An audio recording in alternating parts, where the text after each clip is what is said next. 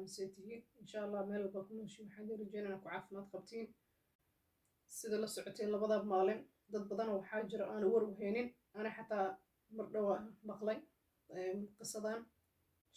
إن شاء الله وحالي وصاب سيد الأوجه دون ميل بالغ استعمالنا كي أفريقيا جوجي دل إيديبت قفل بمان قفل وصاب هي سنة ويرتها وحالي وصاب كمان هو شروع عصبة كانتي dadka Afrika ma ogi dadka qaar weydii ilaa hadda waxba ma arkin dhahay laakiin dadka qurbaha dad badan ay ku dhacday update wax la dhahay la soo sameeyay ama meesha ku dhufaa lagu dhahaa ii sheegeen saa u aqbashid shuruucda oo wasaabka dad badan waxaa jira anay ka mid ahay aqbale laakiin ma u fiirsana marka hore mararka qaar waxaa sameyn jiray marka update ku sameynay badan gudaha application-ka gali jiray waxaan akhri jiray qoraalada hoose iyo sababta loola dan leeyahay laakiin markaan aad ugu fududaaday alxamdulilah dhib ma jiro waxaa la yiri shuruudda soo socoto bisha dambe inay mar dhow xiri doonaan wasaabka hadda qofka shuruucdaas ku waafaqi weyso ama qofka qaanuunkooda raaci weyso marka in dadka aqbalaa ku jiraa marka si fiican u sii fiiriyay dadka qaaraa ka digaya dhahayn ha isku aqbalina oo arrimihiina iyo wixii idin qaaska iyo qofka shakhsiyaadiisa iyo wuxuu la xiriira nambarkiisa adreeskiisa meesha deganta wax dhan facebook aa la soo xidhigaa waa qalad waxaa soo kale qofka binaadamka xuquuqda binaadamka lagu xadgudbo waa qalad laakiin way dhacday waxaa waaye gaala gacan ugu jirnaa seerta iska ahaata laakiin waxyaabaha qaar xadkooda way soo dhaafeen insha allah intii iska tiri karto ha iska tirto waxaa jiraan oo kale laba awool dhahaayo signal iyo telegram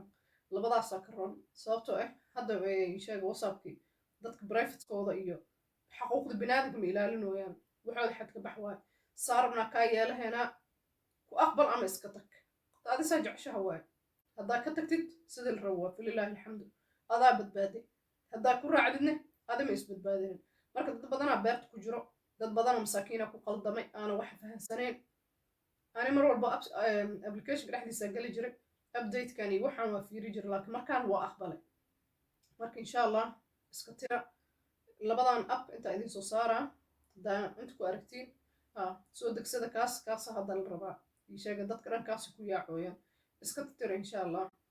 sababtoo ay wixii adig gudahaaga ku jira qof ku wada sheekaysteen iyo nambarkaaga iyo waxaa qof rabta ma jirto maanta nambarkiisa in publigayaasha iyo banaananka lasoo dhigo taasi hadda fadlan gaarsii dad badan masaakiimiin maanta waxaa jira aana war u heynin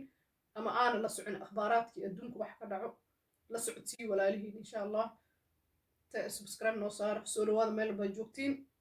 la wadaaga asxaabtiina laagta lacag idinkama gadno insha allah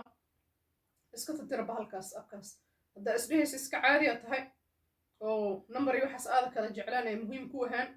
iska caadi waaye dadka qaar ma kala jecel dhalinyaro waaye reer iyo mustaqbal iyo waxa ma lahan privacy waxay ka walwalayaan ma jirto waa iska single haddaa tahay xataa ma fiicno